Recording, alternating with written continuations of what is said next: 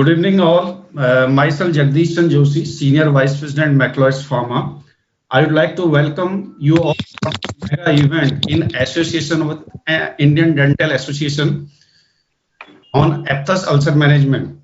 Our objective of doing this webinar is to spread awareness about management of aphthous ulcer and highlight imamapide as an excellent therapeutic options. I hand over session to Dr. Amit Kamra to invite and introduce our respected speaker, moderator, panelist, and take session ahead. Dr. Kamra. Thank you, Jagdish sir. Good afternoon, friends. Welcome one and all. It's a pleasure to welcome you all on behalf of IDA. And today's our topic of discussion would be on recurrent aphthous ulcer. We have with us Honorary President of Indian Dental Association, Dr. Ravindra Singh. Dr. Ravindra Singh was one of the first pioneers in Assam to start rational dentistry. Sir has been the voice of Indian Dental Association in all the anti-tobacco campaigns by organizing multiple seminars, talks, media articles, and TV shows. Because of Sir's efforts, the government of Assam has included a chapter in the high school curriculum titled Menace of Tobacco Drugs. Sir has been the Central Council member of Indian Dental Association head office for many years. Besides IDA, Sir also holds membership of Fellow of Indian College of Dentistry and Associate Member of American Dental Association. And Sir is very active in terms of participation in national and multiple international congresses. So welcome, Ravindra sir. We have with us the Honorary Secretary of Indian Dental Association, Dr. Ashok Doble.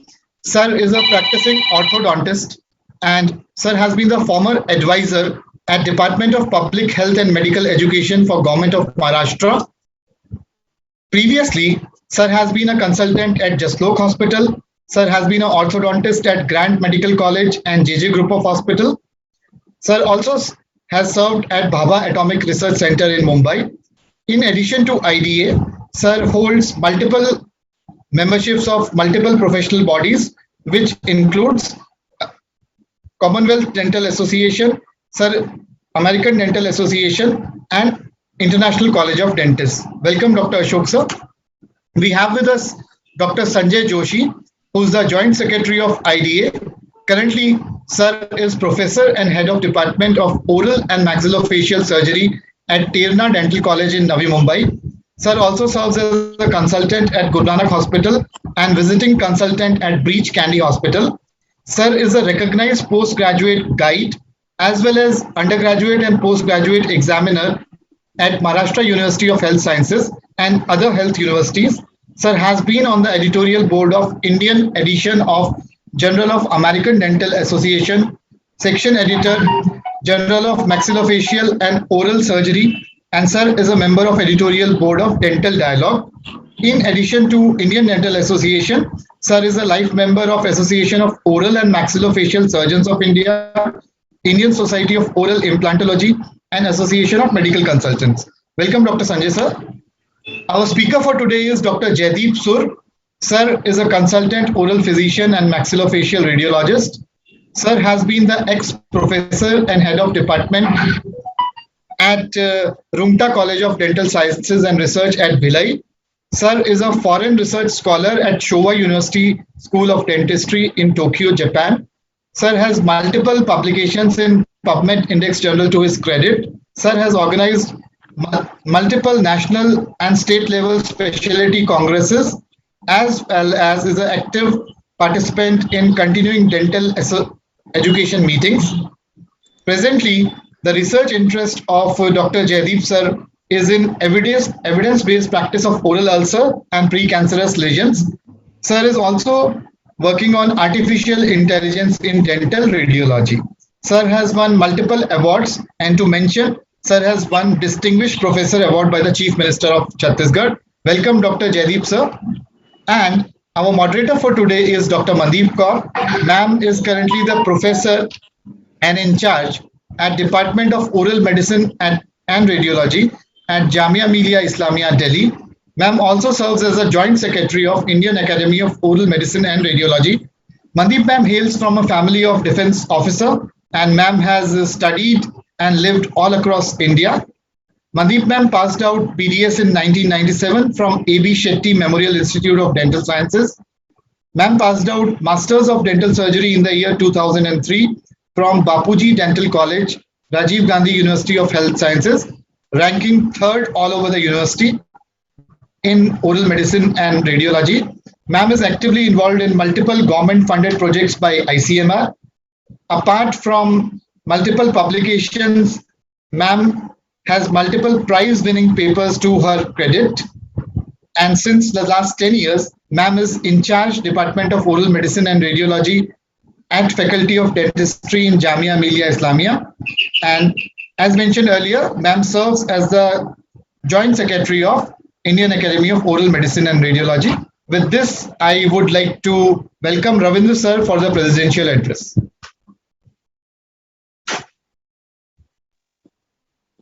Good afternoon, friends. Speaker of the session, Dr. Professor Jaideep Sur, Moderator, Dr. Professor Mandeep Kaur, panelist of the session, Dr. Ashok Dhoble, HSG, Indian Dental Association Head Office, my dear friend, Dr. Professor Sanjay Joshi, Honorary Joint Secretary, Indian Dental Association Head Office, Dr. Amrit Kamra, Shri Jagdish Joshi, representative from the pharmaceutical company McGraw, dear friends, colleagues, students, and IDA members. I welcome all of you to this panel discussion on the recurrent aphthous ulcer. Where are we in 2021? We all know that the Indian Dental Association is an independent and recognized voice of the dental professionals in India. Indian Dental Association is committed to improve the public oral health by promoting science-based dentistry by our initiatives in education, research, and development of high standards for the dental care in India. We are very happy to inform that Indian Dental Association has collaborated with McGraw for this unique deliberation and panel discussion on the recurrent aphthous ulcers. Aphthous ulcer is the most common painful recurrent ulceration of the oral cavity. The disease is as old as mankind. However, it still remains to be least understood. The term aphthe was first used by the Greek Hippocrates in relation to the disorders of the mouth, long back in 460 BC. So, discussion on this important condition affecting 15 to 20% of the general population at large is of utmost importance, and this is in fulfillment with the Indian Dental Association's vision to improve oral health and quality of life and achieve optimal national oral health for all. With these words, I wish this seminar a grand success. Thank you all. Jai Hind, Jai IDA. Thank you. Thank you so much, sir, for your words of encouragement. Now, with this, we would like to hand over to Dr. Jaideep, sir, for his talk.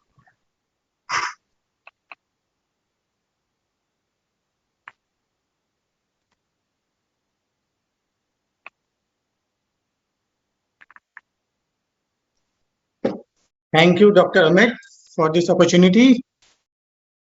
I, Dr. Jaideep Sur, basically based in Bhilai, Chhattisgarh, practicing dentistry for almost 20 years. Now, I welcome and a very good afternoon to our esteemed panelists, Dr. Ravinder Singh sir, Dr. Ashok Dhoble sir, Dr. Sanjay Joshi sir, today's moderator, Dr. Mandeep Kaur, and to all my fellow colleagues and students who have joined from all across India. So here I am sharing my clinical experience in management of aphthous stomatitis, which is commonly known as aphthous ulcer, with you all, and I hope you may have a fruitful time. Without taking much time, I start with my presentation. We all know, as Dr. Singh sir rightly said, recurrent aphthous stomatitis is an age-old disease. But now, where are we in 2021? This is the purpose of this presentation, and let's go ahead with it. As we all come across in our clinical practice, patient do comes with some problems like burning sensation in mouth. And as a clinician, what comes in our mind first? It may be an ulcerative lesion, or it may be an erosive lesion, and it can also be an oral submucous fibrosis if patient has a habit of tobacco or a supari chewing. It can also be a lichen planus, pemphigus, and so on. So as we all know that Aptus ulcer is one of the most commonly encountered disease in our clinical practice. So moving ahead, we all know Aptus ulcer affects up to around 25% or more than that in general population. Various authors have reported up to more than 65% among different nations. Still, the etiology is unclear, but of course, we have a better picture now. Because of that, we have better drugs to treat Aptus stomatitis. Why it is important to treat? Because it has recurrence. So we have to understood that patient has to have a disease-free life. And to reduce the recurrence, now certain medicines are there which takes care of this recurrence, which we will discuss further. It is also important that patient with Aptus ulcer may have speech impairment, swallowing difficulty, and also some nutritional or malnutrition in certain chronic ulcers which are normally seen in major Aptus ulcers. Now, not only affects the oral health, but also hinders the daily performances, eventually impacting the oral health related quality of life. This is the reason why we need to understand and cure the disease at earliest. According to Burkitt, which is one of the Bible book in oral medicine, everybody is aware about it. Recurrent Aptus stomatitis is a disorder characterized by recurrent ulcer confined to the oral mucosa in patients with no other sign of disease. Varied clinical manifestation depending on size, severity, as it is seen in various pictures that from micro mm to more than a centimeter, we have come across such lesions in our practice. Recurrent Aptus stomatitis is an acute, painful, benign, recurrent inflammatory lesion of the oral mucosa, more common in female than males. Multiple small ovoid ulcers having yellowish white floor and are surrounded by erythematous halo. This is a characteristic of an Aptus ulcer. It is seen on the movable oral mucosa such as buccal or labial mucosa, tongue, especially the lateral borders of the tongue, and soft palate. It is a self-limiting disease. Aptus ulcer is not preceded by fever or vesicles. This is an important discriminating factor to rule out from any viral stomatitis in the oral cavity. It is usually T-cell mediated immune response triggered by a variety of factors. Now, the factors are usually a predisposing which causes the Aptus ulcer, and it can be most commonly it is hereditary, which is seen up to 40 to 45% patients. We also have nutritional deficiency. Around 20% of Aptus patients may have nutritional deficiency, especially of iron, zinc, or B complex like B1, B2, B6, or B12. Stress is a common factor which causes Aptus stomatitis in teenage, especially during the examination time, or it can be even for adults during their any stress when levels are high. There are also certain drugs which causes Aptus ulcers are reported in the literature.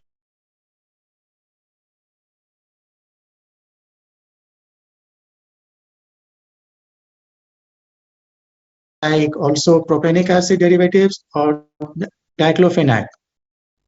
Immunologic Leher and Maelston describe association of human lymphocyte antigen B12 and human lymphocyte antigen DR2 are also seen in Aptus ulcer patients. Lymphocyte seems to be predominant cells in aptoid lesion. Tobacco is also one of the cause, but it is seen that tobacco actually lower in smokers than in non-smokers. Some smokers experience an increase in mouth ulcers upon stopping the habit. The main explanation is that tobacco may increase keratinization of the oral mucosa, which in turn may render the mucosal lesion less susceptible to ulceration.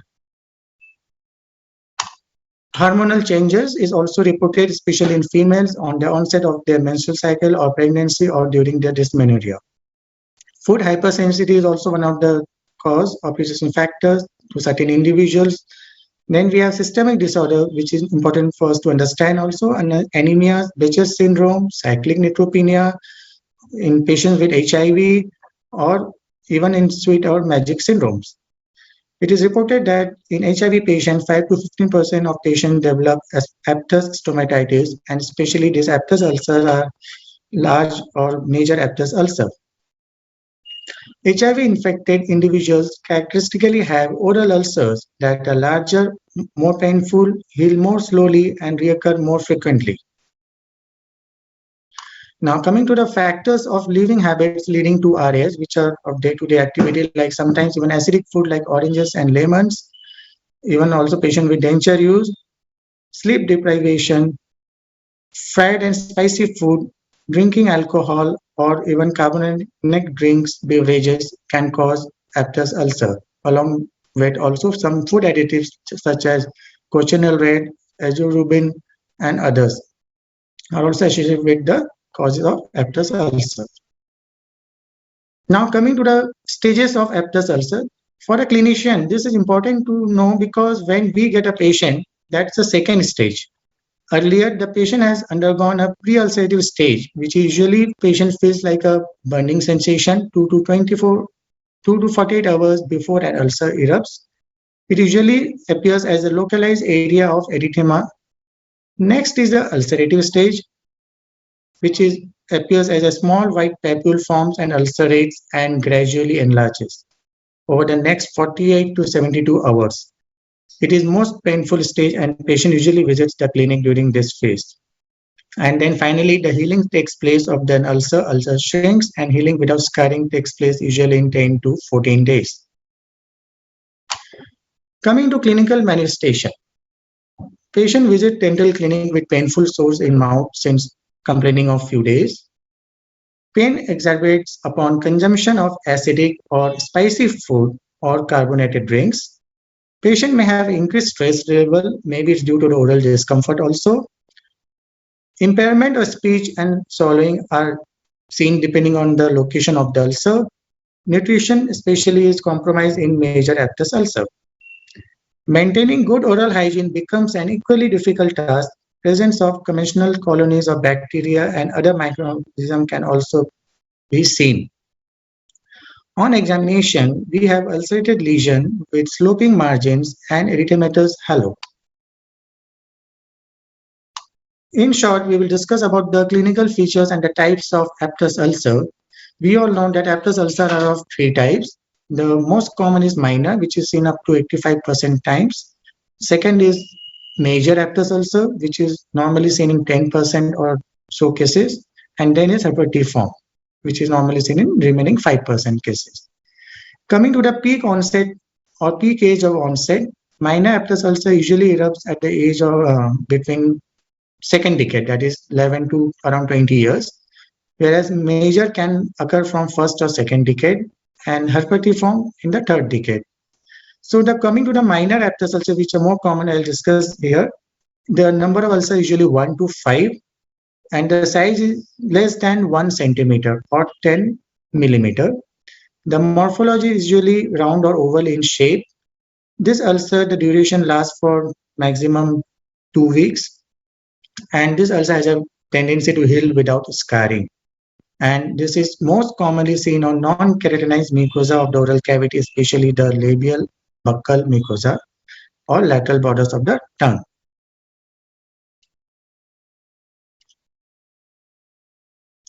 Here are the various clinical pictures of the aphthous ulcer.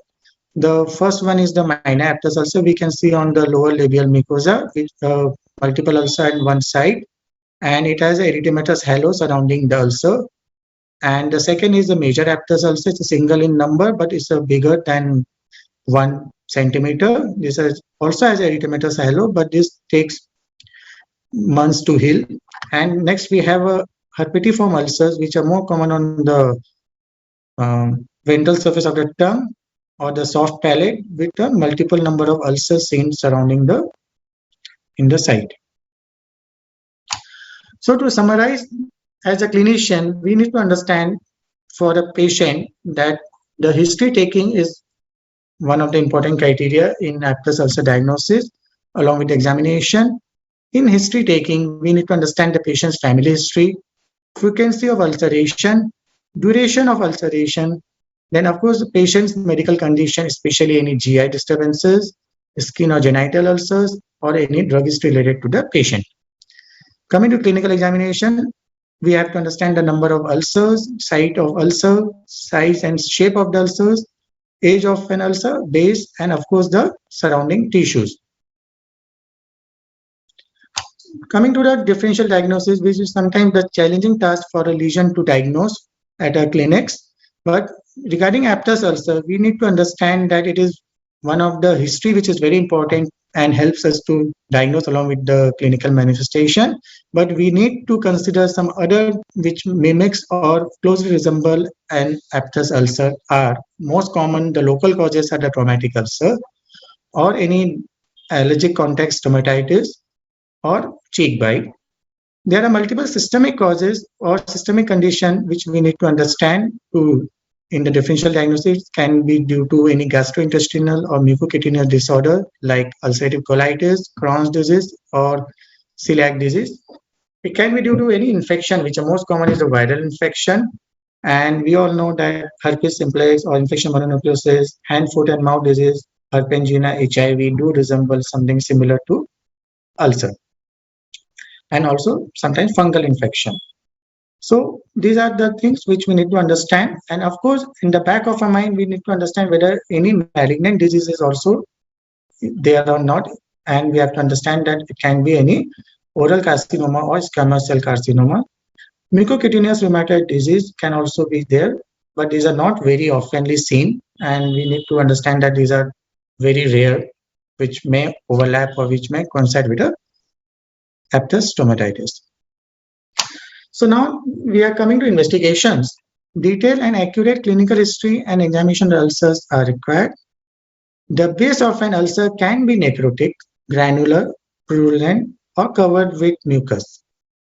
On palpation, the consistency of the base, whether it's a soft, firm, or hard, needs to be understood, and the fixation to the underlying tissue should be evaluated. And this is a point where it demarcates an aphthous ulcer or a benign ulcer to a malignant ulcer.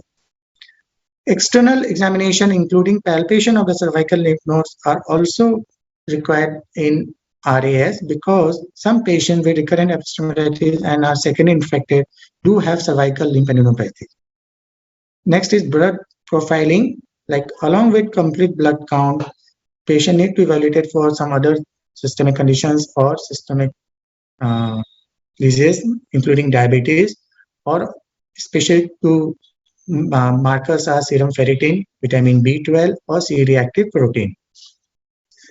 Biopsy are indicated when healing is not satisfactory with time because sometimes the chronic ulcer doesn't heal with routine medications. So we need to perform biopsy at that stage. Now we are in management of aphthous ulcer. As we all know, we have come across aphthous ulcer multiple number of times. Sometimes it is challenging as the etiology remains unclear for a patient to patient. Treatment approach should be determined by disease severity, that is pain, the patient's medical history, the frequency of flare-ups, the patient's ability to tolerate the medication. Of course, we know traditional treatment of RAS is glucocorticoid and antimicrobial therapy. But we, of course, have newer drugs which has changed the management of aphthous stomatitis. These drugs reduces the discomfort and also reduces the reoccurrence of ulceration. We have to understand the patient and we have to also do diet and stress counseling if stress or diet is compromised. And of course, relaxation therapy is also recommended. Broadly, if we see the management of aphthous ulcer, it is based on pharmacological, which is the first line and the foremost line for the treatment. And of course, we have non-pharmacological. In pharmacological, we normally use topical agents and systemic medications. And in non-pharmacological, we have nowadays common, which are in clinical practice is laser. In pharmacological management, the most commonly used for Aptus ulcer are topical agents because this medicine doesn't have much of side effects also, and these are easy to apply for a patient point of view. These are normally applied 4 times a day, 3 to 4 times a day. Preferred base should have a mucoadhesive property because this mucoadhesive property helps the medicine to be there in the oral mucosa for a longer duration. The commonly drugs are the triamcinolone, which is a steroid, benzycolium, which is anti-anesthetic gel. Then we also have anesthetic gel like lignocaine or bupivacaine. We have some drugs like tacrolimus. We also have antibacterial gel to prevent secondary infection like metronidazole or oniazole combinations also available. But the newer drug available is amblyxanox, which is available in 5% concentration. And amblyxanox is also available to relieve pain, which is also combination with lignocaine, that is 2%.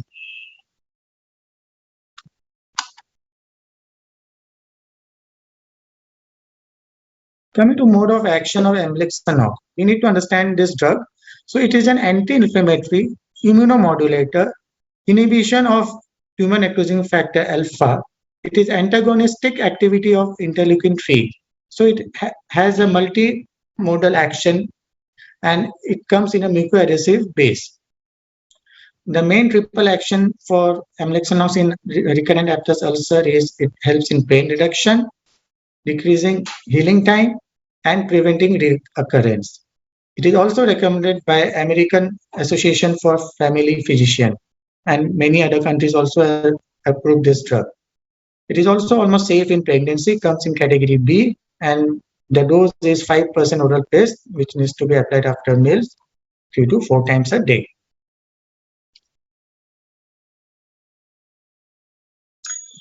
We also have some certain mouthwashes available, like anti-inflammatory mouthwash, antibacterial mouthwash, and if the ulcer is infected or secondary infected with fungal, we need to start also on antifungal drugs if the patient is especially immunocompromised. Little bit on herbal remedies. We all know that certain herbs or certain things in the home remedies also are there to taken care of the pain to a certain extent. It doesn't give a drastic relief, but of course sometimes it helps in like broccoli, cranberries. And another thing is probiotic, which is probiotic commercially also available, and of course it is there in yogurt and curd. Systemic drugs in recurrent stomatitis.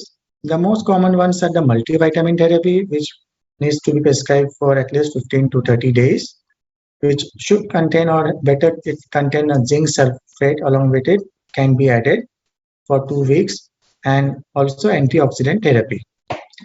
Levamisole is another drug which reduces burning sensation. It can be given for 3 days, around 150 milligram OD for 3 days. Steroid is a known therapy, of course, and now we are discussing about rivapimide, which is 100 milligram BD or TID for 10 to 15 days, depending on the severity of ulcer. This is a drug of the choice nowadays. Thalidomide is another drug which is especially given in immunocompromised patients and having Aptus ulcer. Rivapimide preserves existing cells by down-regulation of 15-hydroxyprostaglandin dehydrogenase. It increases in mucosal blood flow through enhanced nitric oxide synthesis activity, decreased expression of neutrophil adhesion molecule.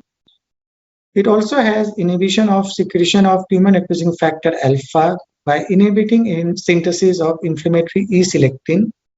And rivapimide is also a potent antioxidant, that is free radical scavenging effect on reactive oxygen species. Rivapimide also has a property to replace the lost tissue. As we know, Aptus ulcer has a necrotic base, so it helps in increasing expression of epidermal growth factor, that is EGF, and EGF receptors. EGF causes increased angiogenesis, increased production of granulation tissue, and epithelialization of ulcer tissue. So to summarize, we know that rivapimide is safe even for a long term. Rivapimide is well tolerated and improves the apte count and pain. It may therefore be useful in the treatment and prevention of recurrence of Aptus ulcer. Administration of rivapipide is not cumbersome and it does not cause any side effect reported so far, which steroid, for example, may do. There are no specific adverse drug reaction with rivapipide, so rivapipide is therefore recommended as a long-term treatment for Aptus ulcer. We have certain studies which has been conducted across the globe regarding rivapipide. Rivapipide is an adjunct therapy in the treatment of recurrent Aptus ulcer. It was conducted in Japan with a multi-center double-blind placebo-controlled study. Subjects were total 35, and there was a group which received rivapipide 300 milligram per day, that is TID, and a placebo group. And findings clearly suggest significant reduction in number of ulcers, that is up to 65% rivapipide versus 36% in placebo, which is highly statistically significant. We also have plenty of studies reported from India regarding rivapipide and amlexanox, which we will discuss here in short. Rivapipide, a novel agent in the treatment of recurrent Aptus ulcer and Behçet's syndrome. This was published in Indian Journal of Dermatology, and it is clearly seen that rivapipide and helps in the treatment of Aptus ulcer. The next study is to evaluate the efficacy of rivapipide on clinical resolution and recurrence of minor Aptus stomatitis. This study was single blind, where the subjects were 60, and this also has a placebo-controlled study. And we can say that minor Aptus ulcer patients were randomized to rivapipide 300 milligram per day versus placebo, and was given for 7 days. Rivapipide showed a statistically significant higher efficacy rate versus placebo in terms of clinical resolution, that is reduction in size of ulcer, reduction in pain score, and the rate of recurrence of minor recurrent Aptus stomatitis. Coming to amlexanox, alone at par with laser. Amlexanox is another potent drug to treat RAS. This has been compared in this study with laser. And the main objective was to compare the treatment effect of 5% amlexanox with low-level laser therapy in cohort of patients who experienced minor Aptus ulcer. And this was done on 50 patients, which is significant in number.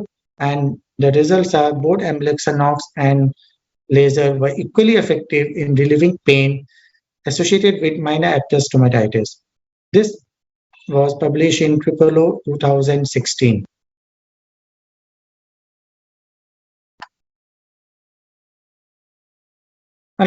This study, if we extend, we have significant results which are clearly seen in the graph, that significant reduction in day 3 and day 7 about the pain compared to laser and amlexanox.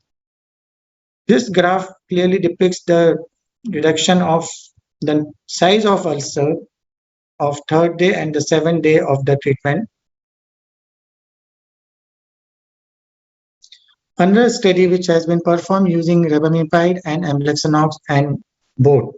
So in these 3 groups were there in this particular study, and it is found that use of combination of amlexanox and rivapipide can lead to significant pain and ulcer size reduction,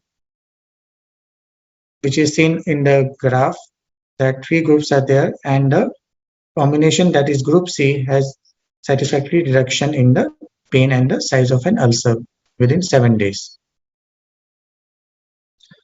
This is another study which is performed at Jamia Islamia University, Delhi, and it was recently published in Indian Journal of Otolaryngal Head and Neck Surgery. This researcher group evaluated 5% amlexanox oral paste and rivapipide tablets in treatment of recurrent Aptus stomatitis and comparison with Dologel CT, one of the commercially available product. This group has total 150 patients, and they have divided into 2 groups. Group A, where the patients were given amlexanox, that is the brand Lexanox paste, and tablet Rivagen, that is the brand name, which is given 100 milligram TDS for 7 days. And the group B consisted of the patients which were given Dologel CT for 7 days to apply. And the results are very clear that group A, the majority of the ulcers showed complete healing by the day 10, and mean ulcer size decreases at much faster rate in group A, whereas group B, absolute ulcer healing range from more than 10 days. In short, I just touch about laser. Low-level laser therapy is seen to produce analgesia, stimulate the healing process, and reduces the healing period. Commonly used one-sided diode laser. No substantial evidence to date that investigate the effectiveness of low-level laser therapy in comparison to topical medications are there. So I like to conclude now. Recurrent after stomatitis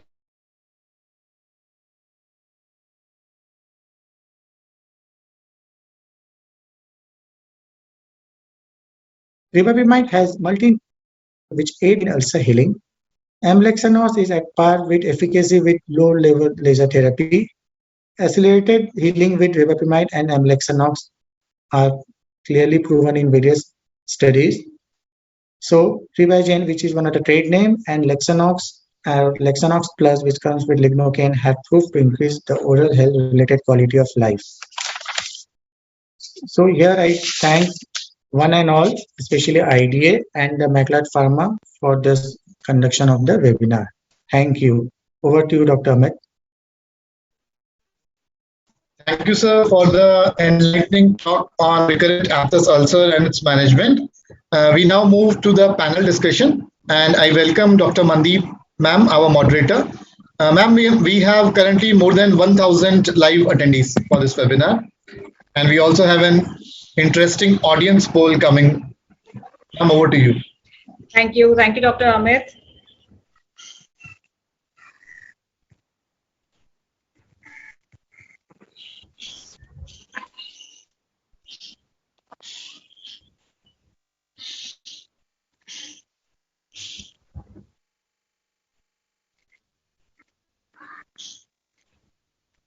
So, is the screen visible, Dr. Amit? Yes, ma'am, it's visible.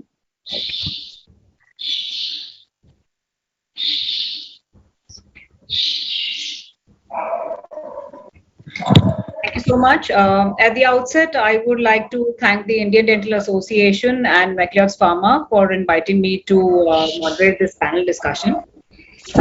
Very warm welcome to our esteemed panelists, Dr. Ravinder Singh, Honorary President, Indian Dental Association, Dr. Ashok Doble, Honorary Secretary General, IDA, Dr. Sanjay Joshi, Honorary Joint Secretary, IDA, and of course, our speaker for the day. Thank you for a lovely presentation, Professor Jaideep Sood.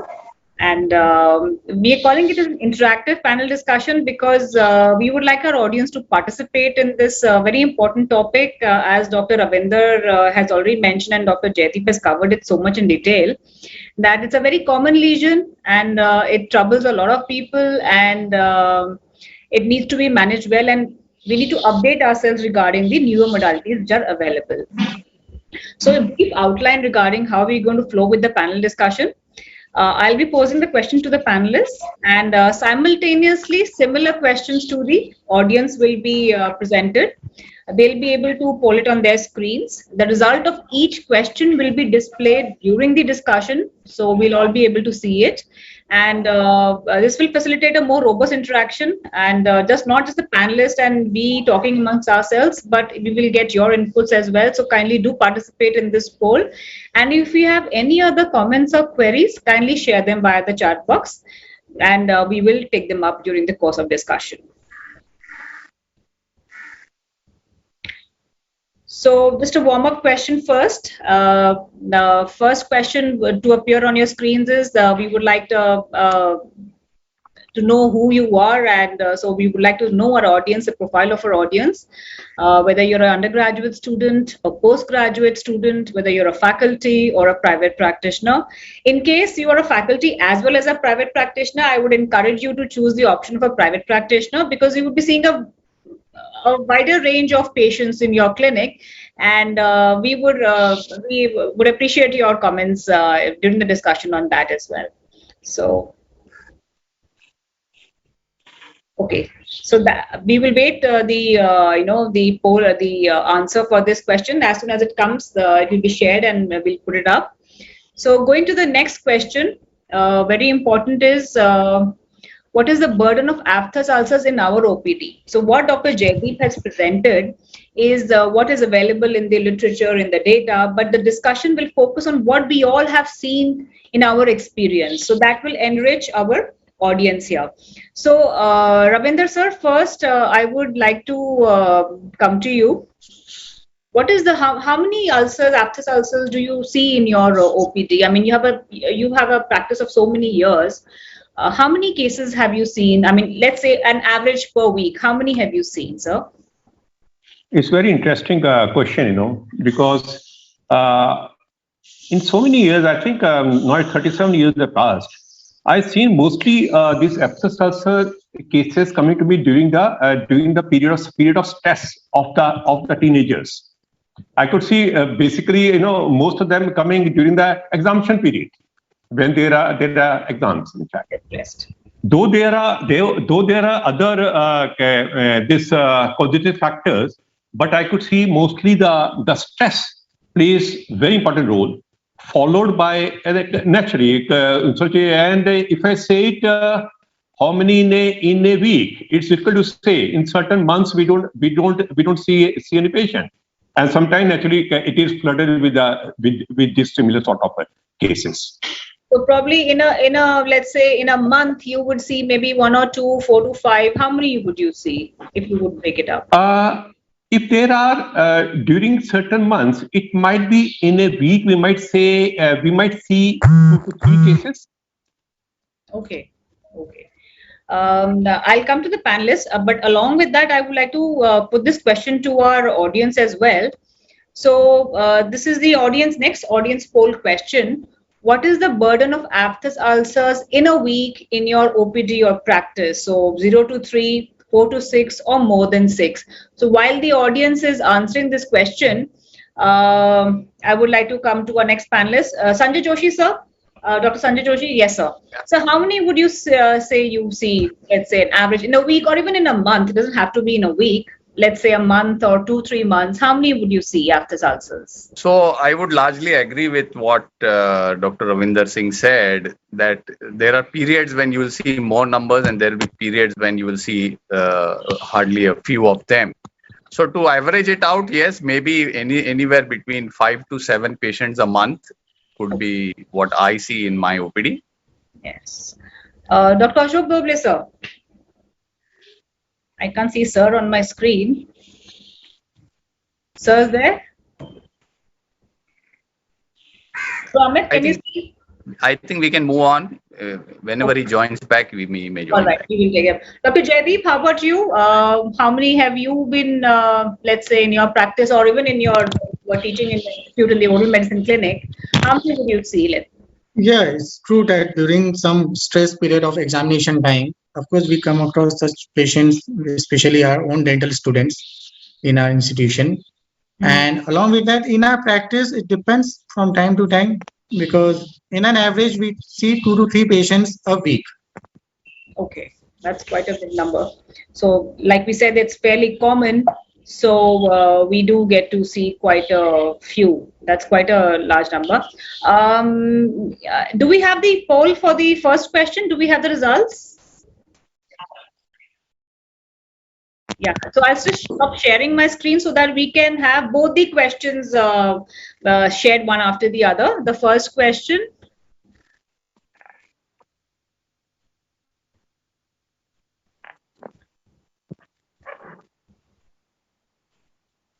Can we have the results, please? Yeah.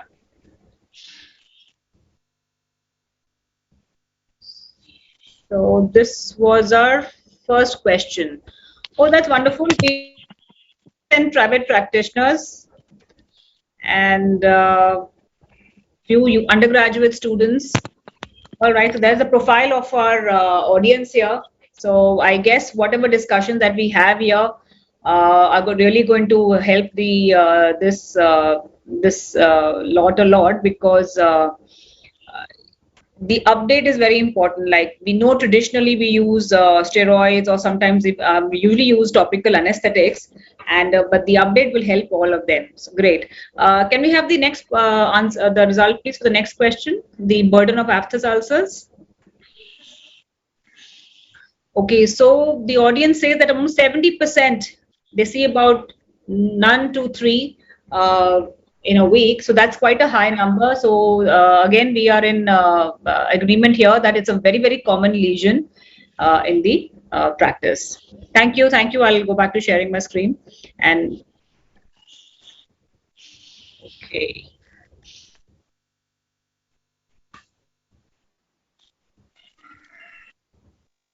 So this is going to keep happening during the discussion because we wanted to have it interactive. So please bear with us.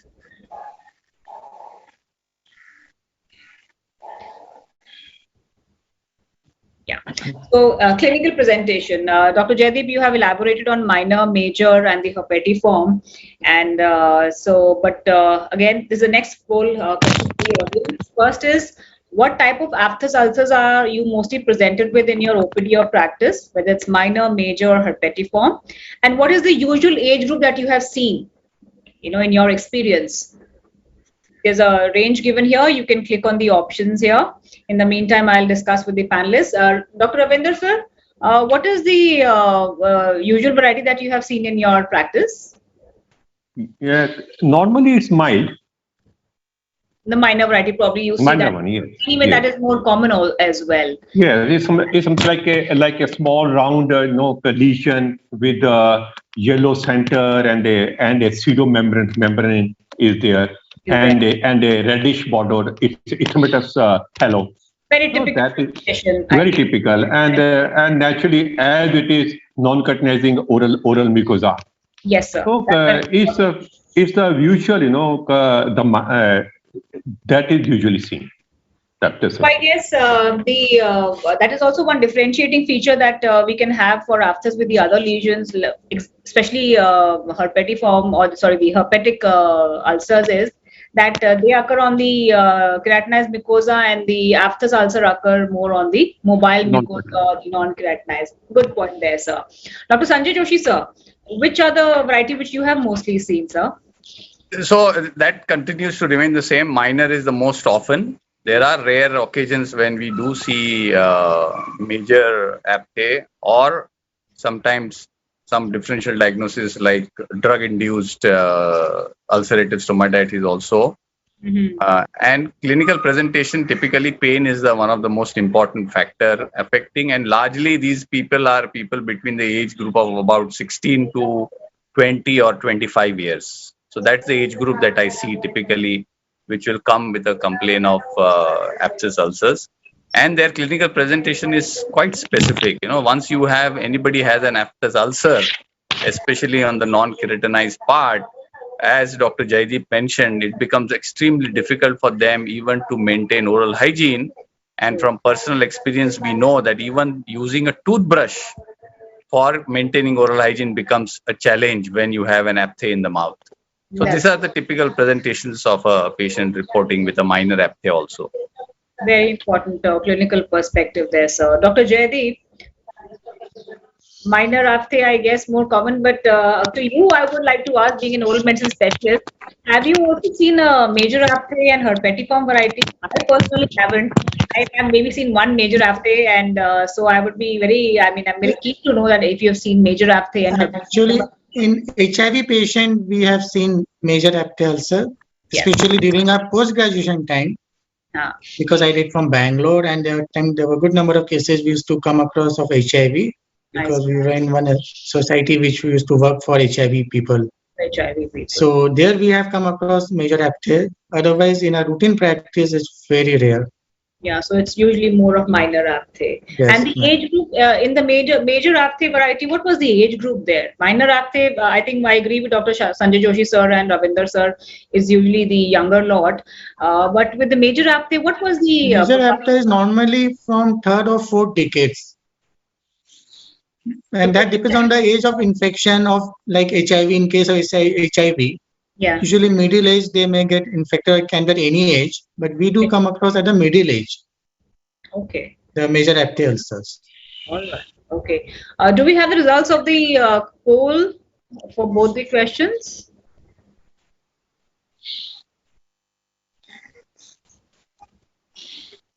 This was the question which was put to the audience. I'll just stop sharing my screen and yes.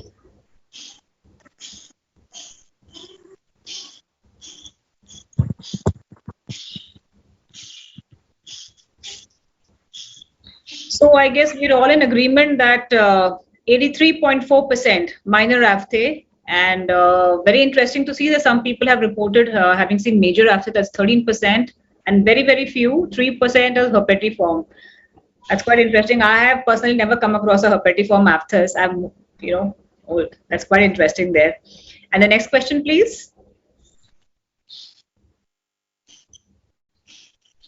And the usual age group. So yes, a lot of people in the 21 to 30 year age group, more than 40 as well, 16 to 20 years old. All right. So I guess the majority being in the young adults, 21 to 30 year age group, followed by the 16 to 20. So I guess we're all in agreement here, and we're quite along with what we've seen in the literature as well, that minor aphtha, most common, and most common age group being 16 to 20 and 21 to 30 there. Thank you. Thank you so much. I'll just go on to the next question.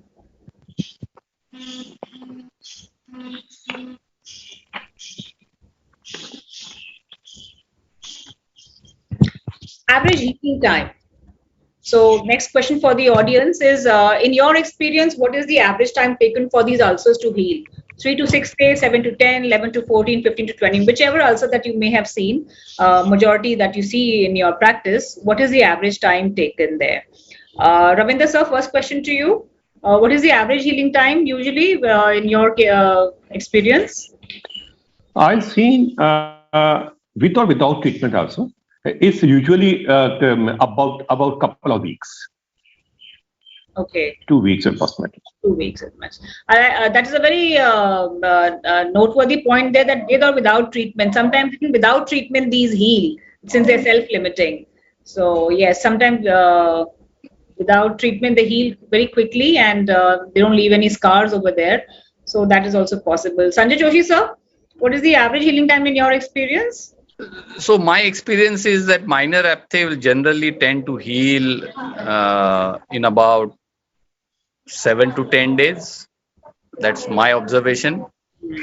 Some of them, so typically we would rather tend to give a symptomatic treatment in terms of pain relief, and the rest, as we know, it is a self-limiting, so the healing will happen on its own. But typically about 7 days, 8 days is when the healing will happen.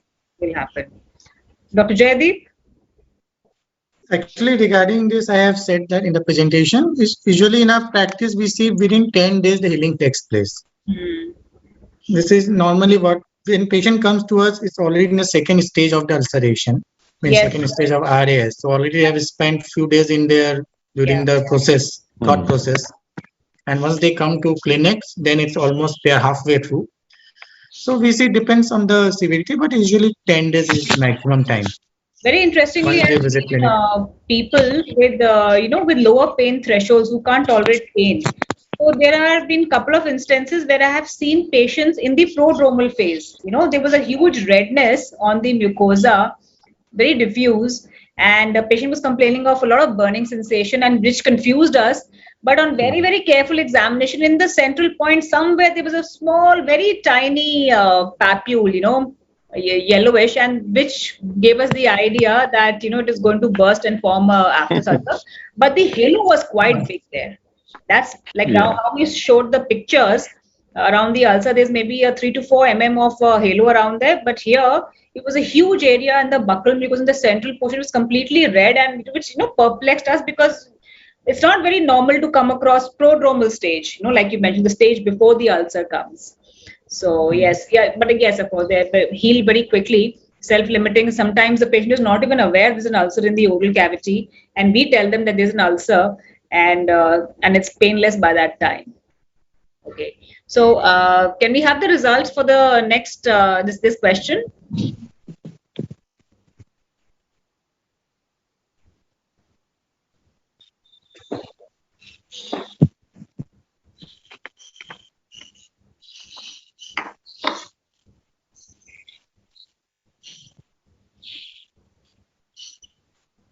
So So yeah, in agreement with everybody, with the audience, that 7 to 10 days these lesion heals. But yeah, few of them have mentioned that even 15 to 21 days it has taken. That's quite a long time, more than 14 days. So it does take. So that is the case probably which is going to cause a lot of trouble for the patient as well as for the treating doctor on if it doesn't resolve with just topical anesthetic. That is where we need to understand the newer modalities of treatment there. So majority but healing within 7 to 10 days. Thank you. I'll just share. I'll go to the next question. Okay.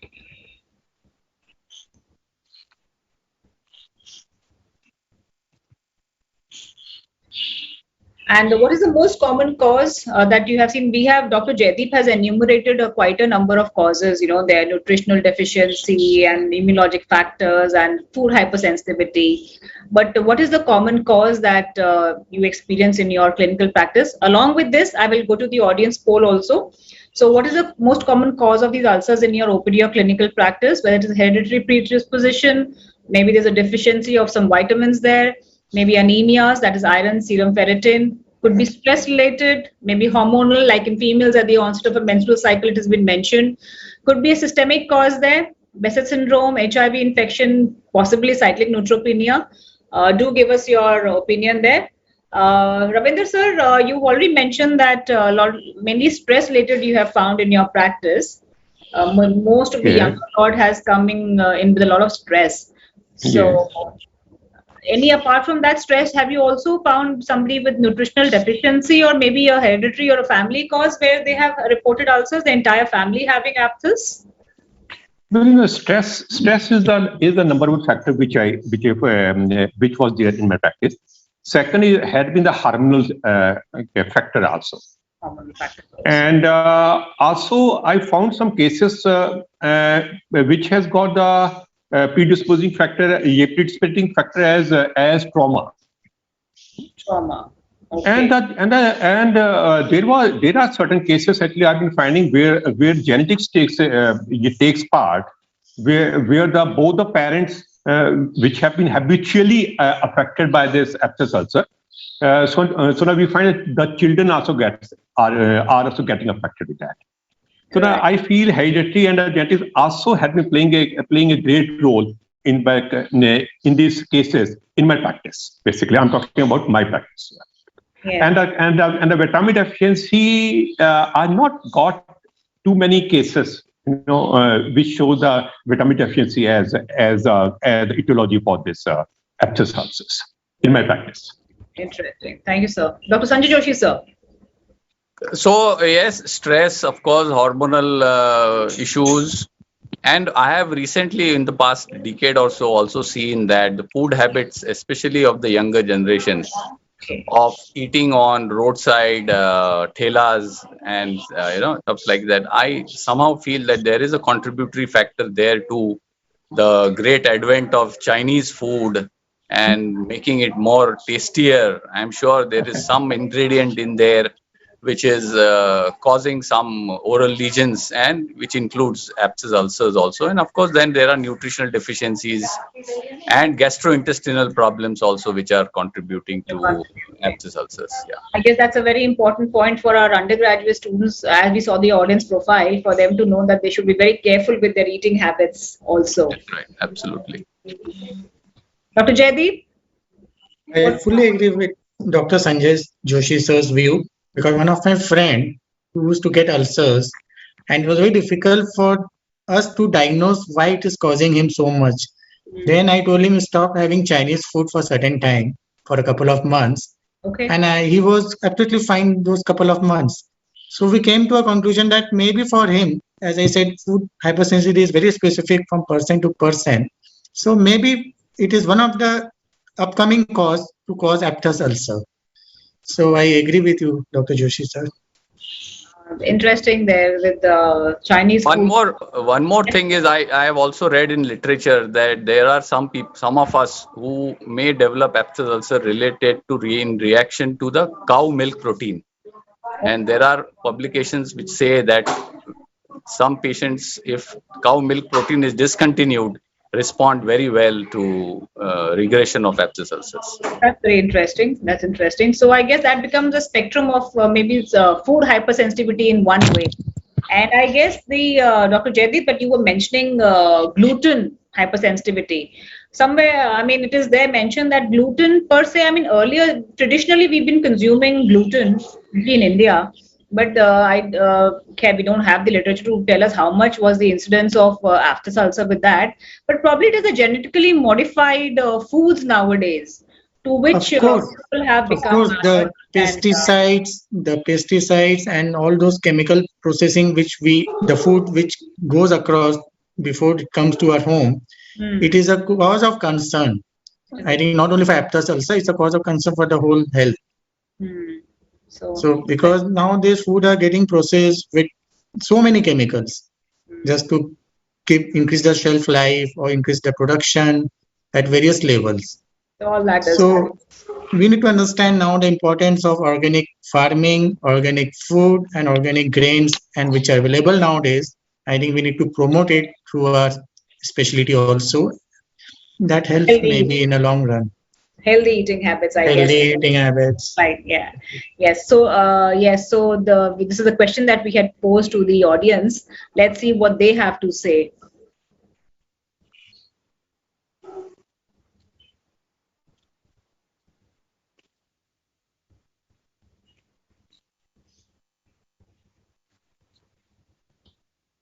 Stress being the most common, I think all of you can see that stress is the most common cause. Some have also found anemias and vitamin deficiency, B1, B2, B6.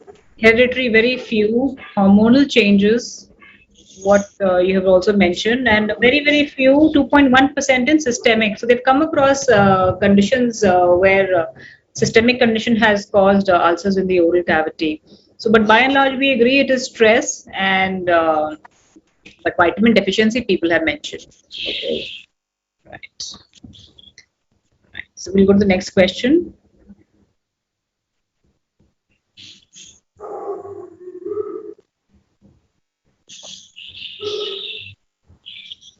Okay, so to help the general practitioners and to our undergraduate students, how do you go about, arriving at the diagnosis once you have, of course, in your clinical experience, Ravinder sir, Joshi sir, with 30, 37, 40 years of experience, you can probably look at a lesion now and quickly say it is this and this is how I'll go to manage. And, you have sort of a sixth sense on which treatment line you're going to follow. But for the sake of our audience, how do you arrive at your diagnosis? What is that in that case history or in the clinical examination that you would stress on so that the younger generation and we can update the information of our clinicians? Ravinder sir? In fact, if I as per the question regarding differential diagnosis, yes, we had to differentiate it from traumatic ulcer, from the ulcer due to malignancy, and ulcerative type of like appearance. But usually, with this experience, most of times when the patient turns up with this sort of abscess ulcer, usually we confirm just clinically itself, and normally the confirmation is correct only regarding abscess ulcer. But still, if we want to go for certain blood tests or something, serum ferritin, something you can just go for folate and vitamin B12 deficiency or C-reactive protein, as you rightly said, to confirm certain other conditions. But I strongly believe it's observation which is of much more importance. Right. I'll also get the audience involved at this point.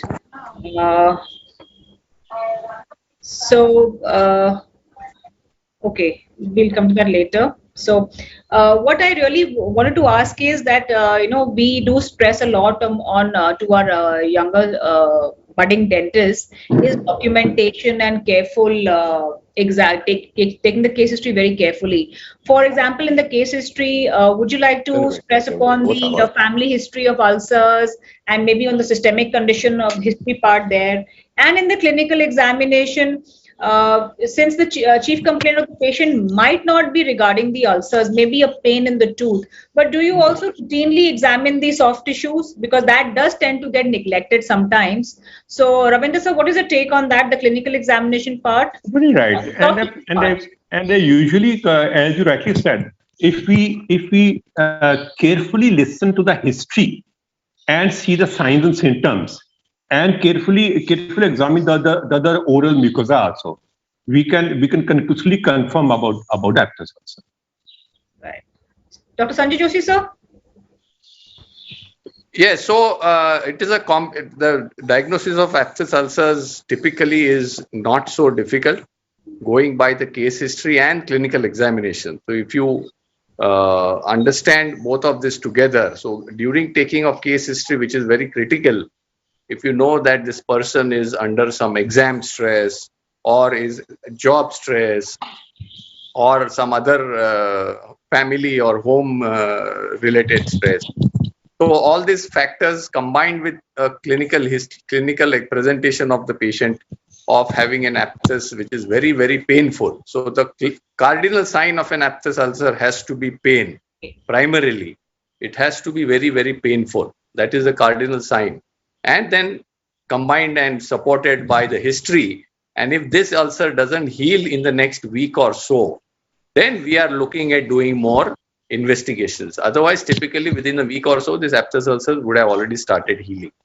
Yes, absolutely right. And with your practice, you must be having the same lot of patients coming back. You have relation with them for so many years, so you probably know in depth regarding their general life also. So you gauge very nicely their stress levels and situation around their life. So probably you come to a very quick and with long-term association, you anyway know their health status. So it's easy for you to arrive at your diagnosis like this also. And the food status also, and everything. Yes, status that's important. Yes. Dr. Jaideep, what would you stress on in the case history and in the clinical examination part? As I said in my presentation, I mean, history and examination both are equally important. And in 90 to 95% of patients, it's a direct clinical examination which will help us to diagnose. Very few percent requires further investigations. So both clinical history and history taking are equally important to understand aphthous ulcer. That is my take. I guess a good record maintenance becomes very imperative here, documentation, so that when the patient comes to you repeatedly, you have a long, details mentioned over there. So, and clinical examination along with the hard tissues, soft tissues, I guess should never be ignored, because the patient may not be having an aphthous ulcer, aware of the ulcer, but you may have an incidental finding there also, I guess. So that's the next question. Investigations. Do you do an investigation? When do you do an investigation? And what kind of investigation you do in what all cases? So here is where the clinician's perspective is very important, because not all the cases you will be doing investigation, I guess. So Ravinder sir, what would you say? A complete blood count of vitamin B12, iron studies. When do you do and when you don't do? How do you go about your investigation part? Usually, I believe if the ulcer doesn't heal within about 10 to 14 days, then actually we go for investigations.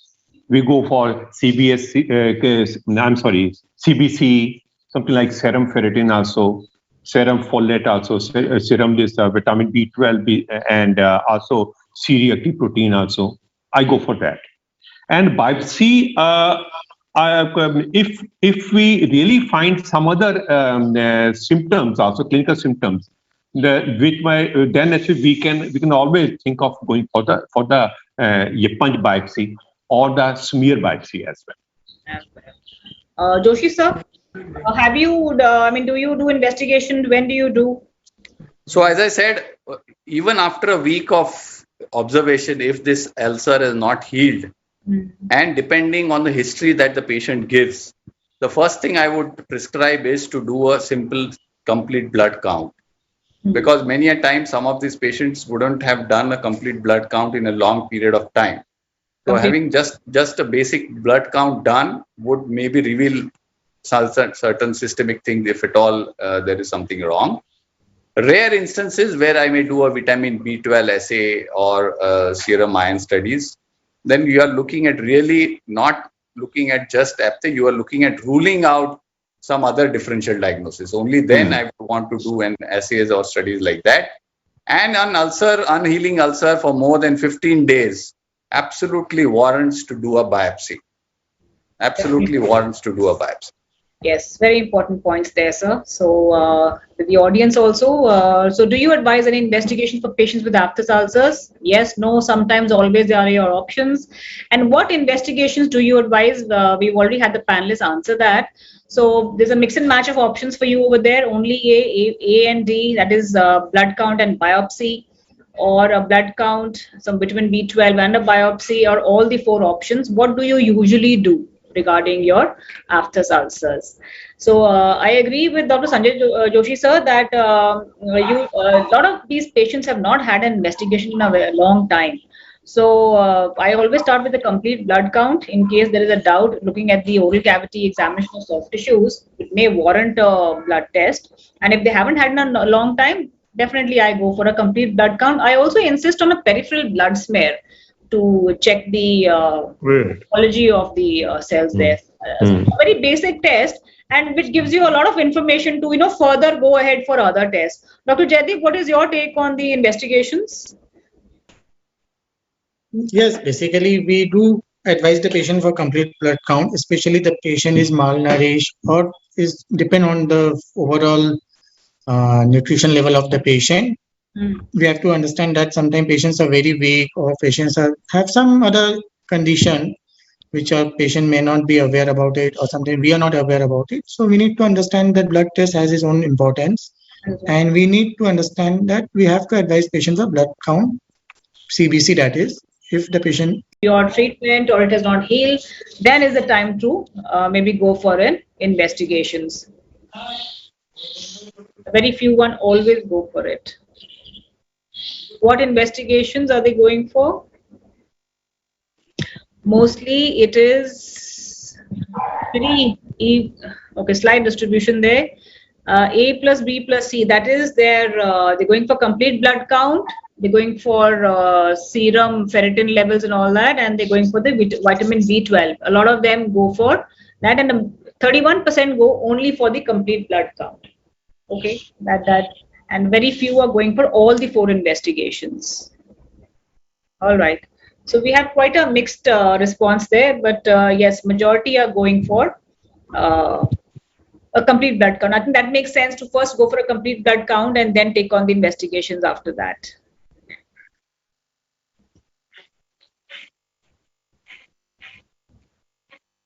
Differential diagnosis, I'll first post it to the audience. So what is the usual differential diagnosis? That is what other lesion that you could get confused with if it is an aphthous ulcer sometimes. Usually it is very clear, but maybe you don't need a differential diagnosis because the clinical picture is so clear, or you may think it may be a traumatic ulcer, a herpetic ulcer, maybe it's an ulcerative type of lichen planus, or it could be an ulcer due to malignancy. What in your experience you have found it to be?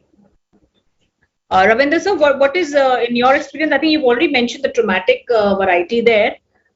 Is there anything else you would like to add to the differential diagnosis? Usually traumatic ulcers or very less chances of ulcerative type of lichen planus, but usually traumatic. Usually traumatic. Yeah. Joshi sir?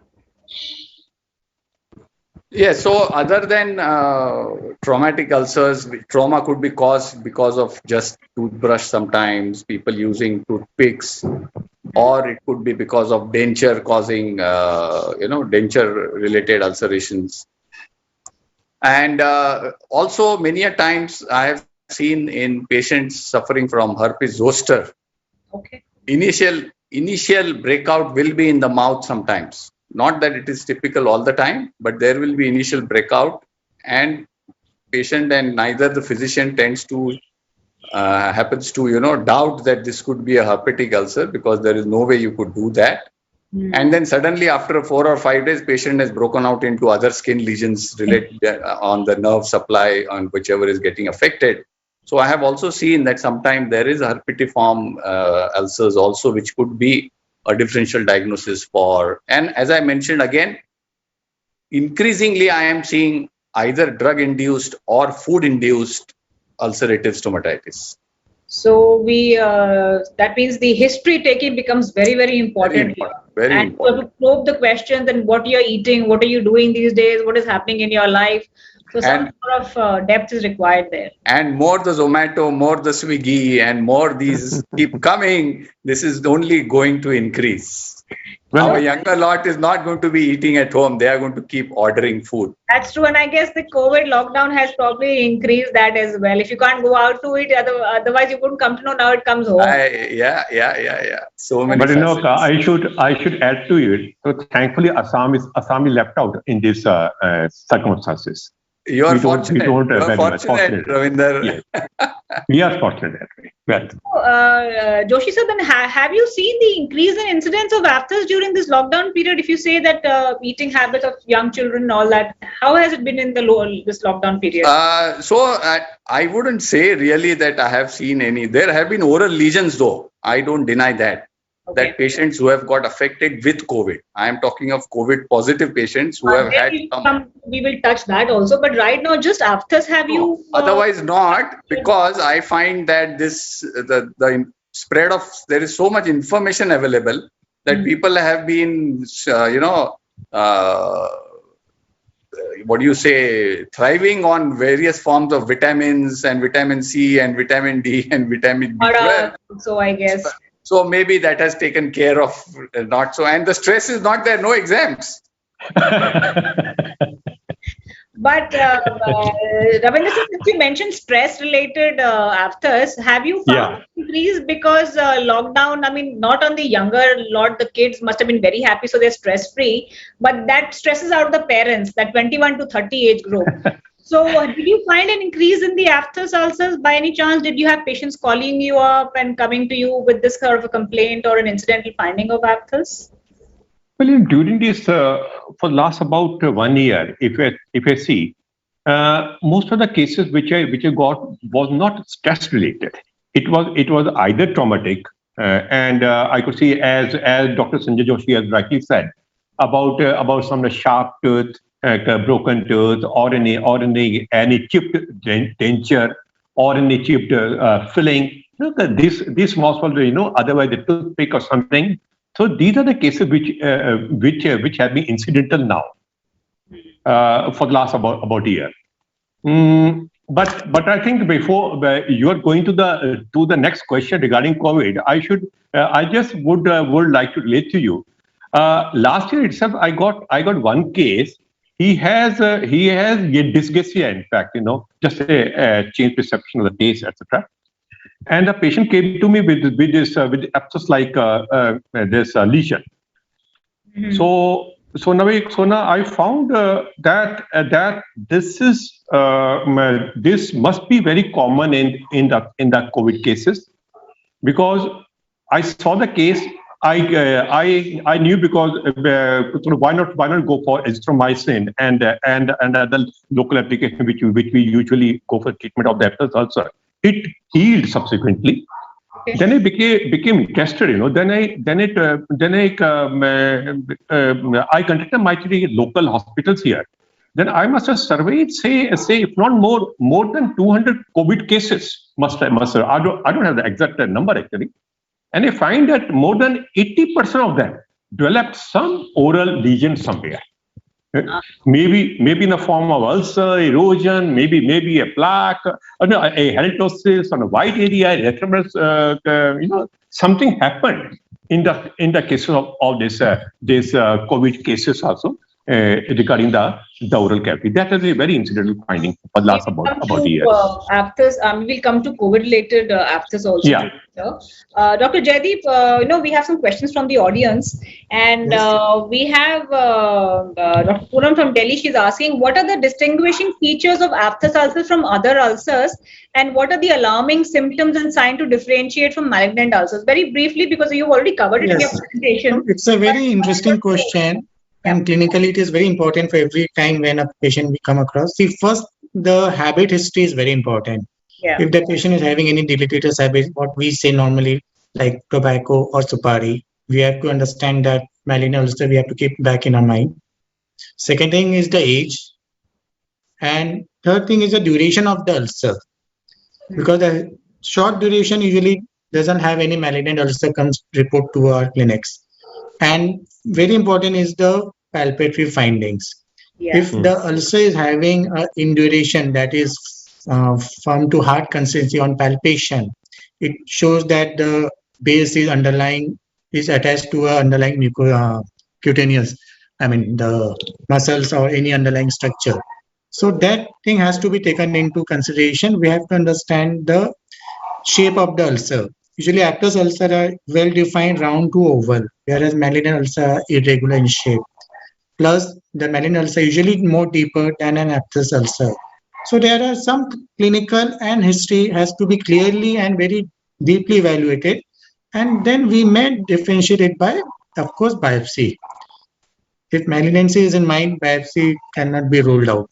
Very important features that you have just revised because you've already covered in your presentation, but since we had the question from the audience, so very interesting there. So I'll just stop sharing my screen and we will see the results of the question that we just put it to the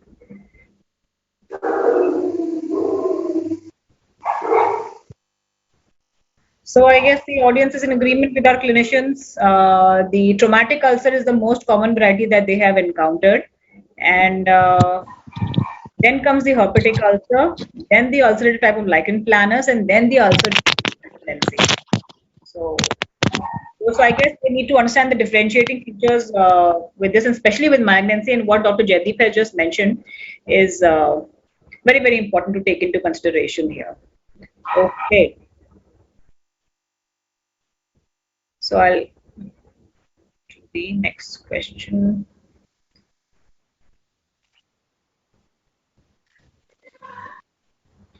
Yeah, so this is where it comes now. Sir, after ulcers and COVID-19, has the incidence increased? And along with that, the question to the audience also, I'm quite keen to know that have they seen after ulcers in COVID patients? We have questions from the audience regarding other lesions also, which I'll come to you, Ravinder sir. So audience can start polling on this question. And Ravinder sir, we have a question from the audience also, and you just mentioned that regarding Subha from Chennai is asking, post-COVID ulceration or burning mouth syndrome, they have seen, they're asking about that in COVID, after COVID. So what do you, apart from this, what did you see and how did you manage these patients? You've seen quite a few. Yeah, we did. So most of the times, because as Dr. Sanjay Joshi has also rightly said, in these cases, the patient is already taking a lot of vitamins and lot of other supplements as well. But eventually in the hospital facility, usually they do give them either Nabitantam mouthwash or on oro-based local application. Usually, I've been finding in this clinical government hospitals in Assam, basically. So that takes care because they are already been given vitamin C, vitamin B complexes, and zinc and a lot of other supplements, herbal as well as allopathic also. So, but in that whole lot which you saw, how much was aptus ulcer, or there was a wide variety of lesions in the COVID-19? There was a quite different type of lesion because I could not myself go and examine them all of them. It were those medical counterparts, so they may not be able to differentiate about the lesions. But I could get it from them. It was more than 80% got the oral lesions. Joshi sir, what was your experience during this time? Have you found afters or any other lesions along with COVID-19? Because we have some questions from the audience regarding that. Correct. So I wouldn't say we happen to see too many of patients suffering from abscess ulcers when they were COVID positive. But yes, burning mouth was a very, very common and striking feature in the larger percentage of these people. And more so in patients who were then diabetic or other immunocompromised cases. And they did report, a large number of patients did report with burning mouth syndrome kind of features. And they were all treated either just prophylactically, just symptomatic treatment of either applying glycerine, because they were already onto so many other multiple drugs, many of them, that adding any more steroids or adding any more other molecule to it was becoming quite challenging. In which case, we would only prescribe them just symptomatic relief by allowing them to apply something like glycerine or just a topical anesthetic. Okay. The lesions resolved. I mean, once the COVID also improved, the lesions also improved. So I guess during the time of the infection, probably they had this, and along with the later improvement in the lesions of solution. Dr. Jaideep, how about you? What was your experience during this time? My experience is a bit different because I think in the lockdown time, everybody had no option other than to have home food, and everybody was very diet conscious. There were a lot of taking of their own tulsi, giloy, and so on, many more things. Maybe because of COVID, to prevent them from COVID, they were taking, but I think it has overall a positive effect because a lot of people have moved suddenly towards herbal or some health conscious. They were not eating outside because all the options were closed. So I think that has a little different effect. But of course, the patient who had COVID, they had burning sensation because of viral stomatitis. If we clinically see them, they had stomatitis on the soft palate, which was very common finding. We have come across multiple cases like that, and that may cause burning sensation. And of course, everybody knows that loss of taste was another symptom orally. Yeah, so that maybe with COVID, I think these lesions did improve. So aphthous ulcer, you didn't see too many because the literature report, they have been report of 4 cases, 8 cases, that in COVID patients they have found a lot of aphthous ulceration. Probably because of the cytokine storm, because the inhibitors are so active in aphthous. So probably the same etiopathogenesis which contributes to aphthous is also a part of COVID-19, the cytokine storm. Maybe there we saw a lot of aphthous ulcers there. Okay. Yeah. So the audience poll, I think I'll stop sharing my screen and let's see what the audience says.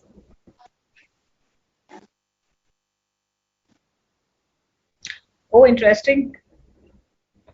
So almost 52% people have seen aphthous ulcers in COVID patients. I mean, if you're having 1,000 plus audience, and almost 52% have seen ulcers in COVID patients. Quite interesting there. Okay. So the next question.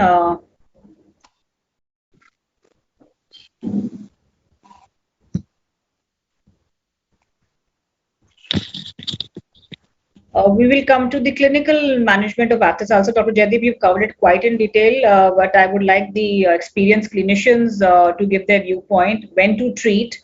So along with that, audience poll, there are 3 parts to this question. What is your first line of treatment, or what is your usual treatment plan? So part 1 is whether using only topical, systemic. Part 2 is if it is topical, what is it in topical that you use? You have all the various options there.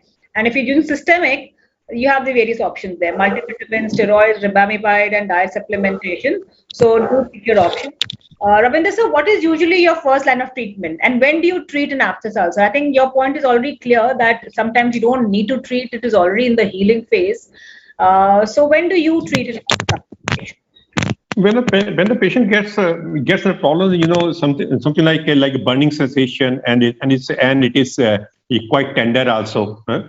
And we give initially we give topical anesthetics. In fact, say benzidamine, oral range, something like Tentum, and otherwise 5% Xalocaine or is something that can be applied also.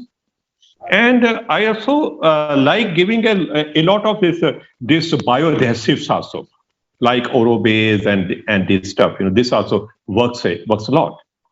And antimicrobial mouth rinses, I also opt for chloroxine gluconate mouthwashes. In fact, that also plays a very important role. If it doesn't, I find no, I'm to go for more further treatment. Then actually I go for corticosteroids or for topical application like Amlexaron and systemic medications. Okay, thank you, sir. Dr. Sanjay Joshi, sir, what would be and when do you treat your aphthous ulcers patients, sir? So If you- just the symptomatic treatment, and if it's a very painful ulcer, obviously topical anesthetic gels will be the first line of option. A few days of that, and still patient doesn't feel good, then we would go on to topical steroids, maybe add nutritional supplements in terms of vitamin B12 or something like that.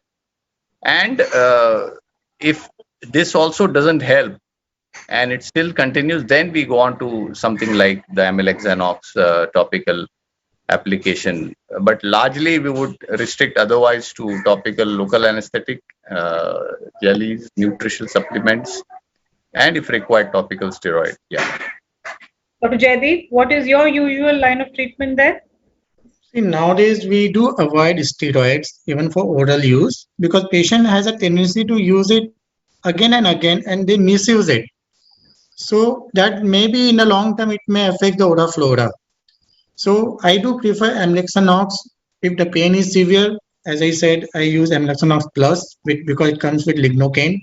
And if the pain is less, I prefer plain Amlexanox 5%, which comes as a Lexanox gel, and it of course has a mucosive adhesive property, which is very good and satisfactory. So I prefer that in my clinical practice, along with an anti-inflammatory mouthwash, because anti-inflammatory mouthwash reduces the pain, patient diet intake becomes better. Okay, so along with I think the key, Dr. Mandeep, the key here happens to be, as Dr. Jaideep said, is to have some oral paste having a molecule which will remain on the surface for a longer period of time and doesn't get washed off.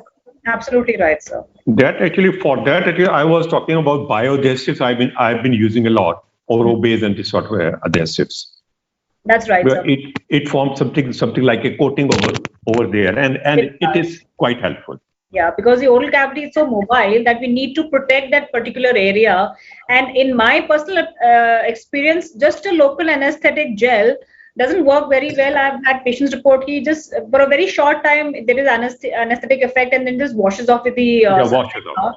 Yeah. So now with the newer modalities, which stick on there, it's really beneficial. So we have the audience questions here regarding your experience with Amlexanox and Ribagen. Dr. Jaideep, since you just mentioned that, I'll pose this to you. That a patient, there's Twinkle from Gorakhpur who's asking Ribagen dose and duration for moderate ulcers. Okay. Yeah, it's a important question. For moderate ulcer, and I do prefer Ribagen 100 milligram BD for 1 week. And then follow-up is very important because then we analyze the healing of the ulcer. And depending on the healing, if required, we may extend it for another 5 days or 7 days. But minimum 1 week is required for Ribagen BD, that is 100 milligram is available commercially as Ribagen, and it is very effective. Very effective. There's another question from Naveen from Rajasthan. He's asking how to reduce recurrences of the recurrent aphthous. Does Yes, Ribagen work? actually, this is a key point in treating aphthous ulcer cases. Very true. In such cases, I do prefer if the suppose patient repeatedly coming to our office or dental clinics every month, every 2 to 3 months, then my treatment line do changes. Then we have to give Ribagen therapy for at least 15 to a month because the long-term Ribagen therapy helps to prevent the recurrence very much. And that is one of the useful modality. As I discussed in the presentation, it doesn't have any reported side effects of long-term Ribagen therapy. So that is one of the useful modality to treat ulcers in the repeated cases. So you already answered a question which is being asked here, that is it safe to give Ribagen for a long time? So I guess, like you mentioned, that you can, the studies. Yeah, so far, I think we don't have any experiences of any adverse drug reaction or any side effects. It is quite safe. So typically till now for aphthous, we've been using per habit, because of habit, we've been using topical anesthetic gels and, multivitamins. We just give it. So with there's a lot of interest which is coming in the chat box regarding Amlexanox and Ribagen now as a newer modality of treatment. So the other question which has come from Sachin Gupta from Azamgarh is OSMF treatment plan. I don't know how much is related here, but I guess Ribagen would work there as well because it is causing angiogenesis, like you mentioned. Correct. I think we need to do some research in this aspect, but we can safely prescribe Rivagen even in submucous fibrosis, but the duration and the efficacy is still not very clear to us. Okay, so, and because of its really good scavenging effect, I guess it can work there as It per. can work. It is potential drug. It's a potential drug, but only thing is still is not established the duration and the efficacy. As we need to perform a study. That's a very good. There's a question from Kochi from Dr. Baijo, and he's asking why is aphthous ulcer more common in females? That is, as I said in the presentation, maybe hormonal. Or is it because females get more stress than men do? That is still not clear. Okay. They give or they do. Still is I thought women get more stress, so compared to men, so probably they get more ulcers. No comments. Never. All right, I think we must be having the result for this poll. I'll stop sharing my screen and get the tech team to share the results for what treatment plan, how the audience is treating their patients. Okay, so it's mostly both.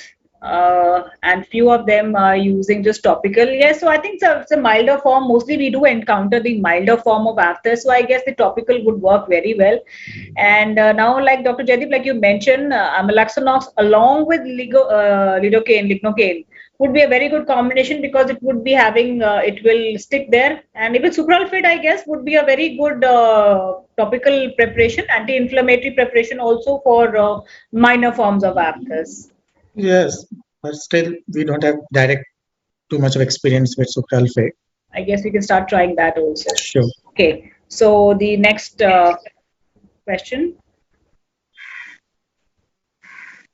Topical, a lot of them, mostly they use topical, and if in topical, they are using a lot of topical anesthetics, like it is quite expected.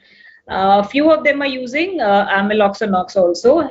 Sucralfate, topical antimicrobials, and 15% are also going for topical steroids.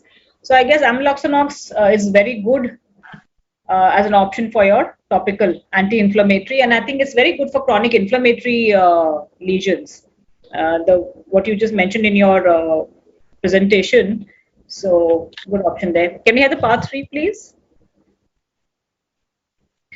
Systemic, mostly multivitamins, and the second choice is ribamipide. That's good. So I guess these two make a very good combination, but just ribamipide also with its scavenging properties and its healing properties can be a good option along with the topical preparation. Right. Thank you. And we will go to the next part now.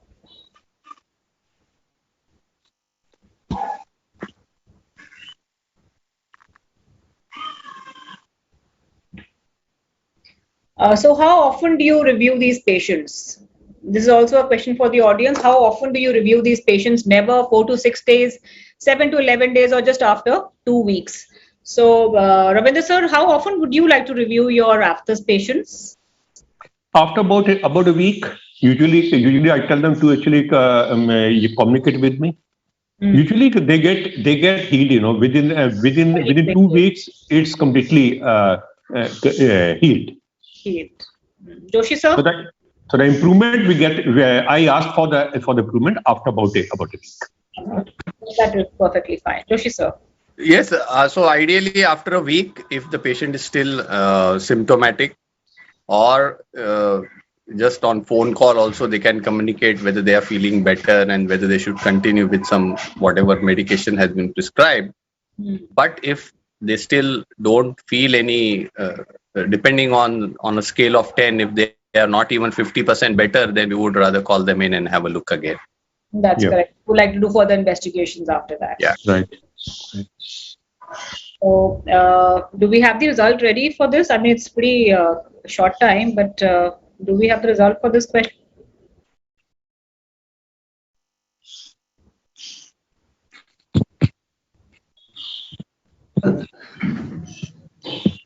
So that's about it, 7 to 11 days, and a few of them after 2 weeks. The majority calls them back in 7 to 11 days. So that's good. Okay. Thank you. Next. So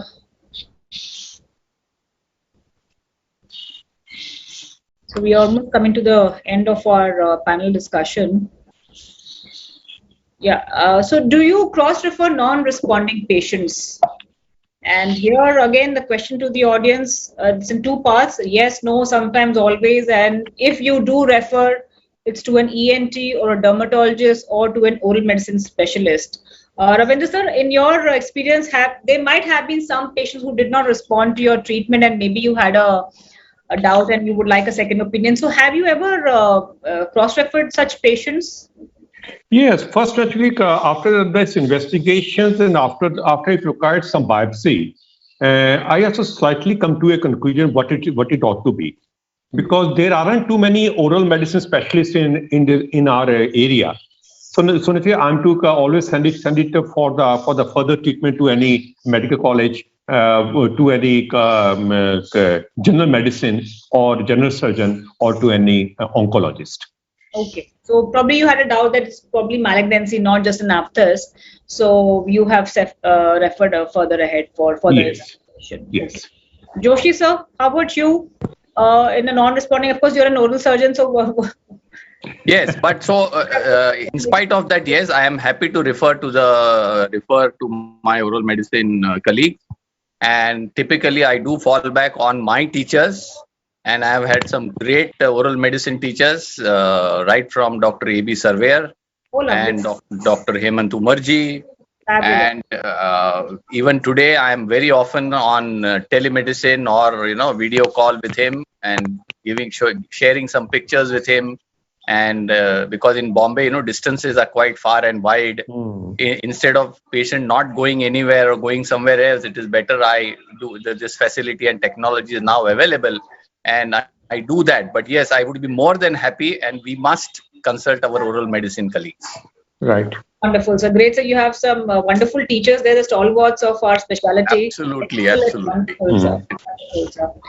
So, Dr. Jaideep, very interesting question to pose to you, being an oral medicine specialist. But have you had, do you ever have had a doubt and you've had that, no, this may not be this, and I do need opinion from another doctor, not an oral medicine specialist, but let's say another specialty? Have you ever come across that? Very rarely, maybe long time back, such case was there. Then I will prefer ENT specialist, because they can do endoscopy and so on if something is required. Or a GI gastroenterologist also plays a role sometimes. True. Where we need to consult sometimes in some cases. And actually in this regard, I like to add, because we have a good number of audience still, like they can post some cases if they have any doubt, because Dr. Mandeep is also OMDR specialist. I am also OMDR specialist. Any help, any way, you can just email the patient photographs or with the basic history. I think ma'am and me are ready to help in any clinical doubts from time to time. Absolutely. So in this regard, I think Dr. Mandeep can share even my email ID. I can share it with madam, and we can, because sometimes such expert opinion, as Dr. Sanjay Joshi sir said, telemedicine is a boom now. It is very easy and it helps a lot. It's very quick also. So I do personally prefer sometimes telemedicine with our associate doctors, and do help them from time to time. So let's see what the audience has to tell us with that.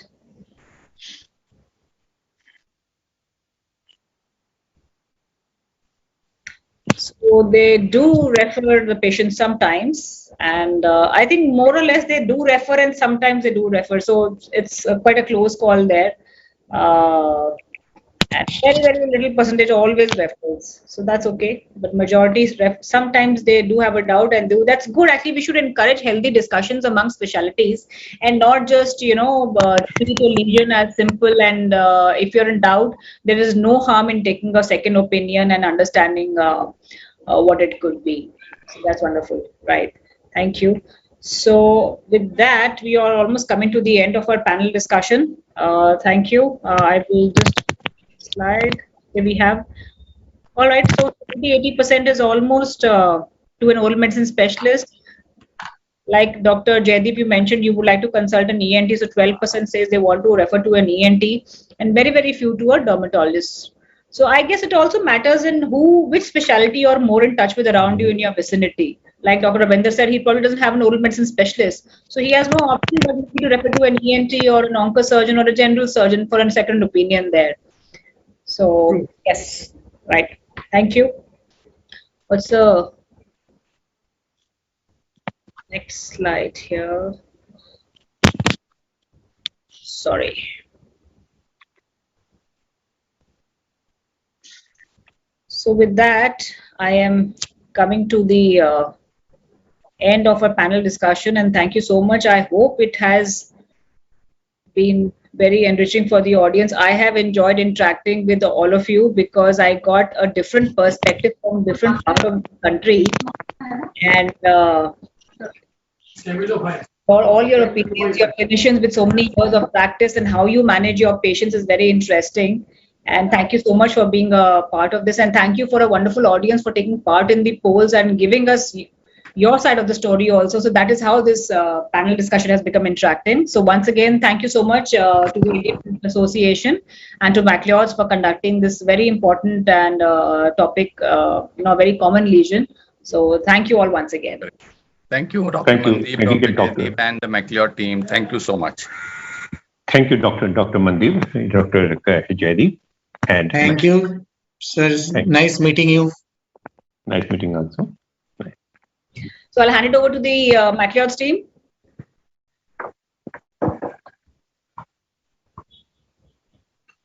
So once again, thank you so much on behalf of McLeod to all of you. It was a wonderful and very informative session. I have been attending several webinars, but this is really one of the best webinars I have seen as far as information on aphthous ulcer is concerned. Even a layman like me also got a lot of benefit from this information is concerned. And there are several medical college students who are attending here as far as this webinar is concerned. Just to share with you, Rivagin is the only brand of Ribamabide that's available in the domestic market. Just to share with you. So with this, I thanks all the panelists, speaker, moderator for such a nice session is concerned. Thank you so much to all of you. Thank you. Thank you. Thank you, sir. And Thank you. we ensure you long-term association as far as ID is concerned. Thank you. Thank you. Most welcome.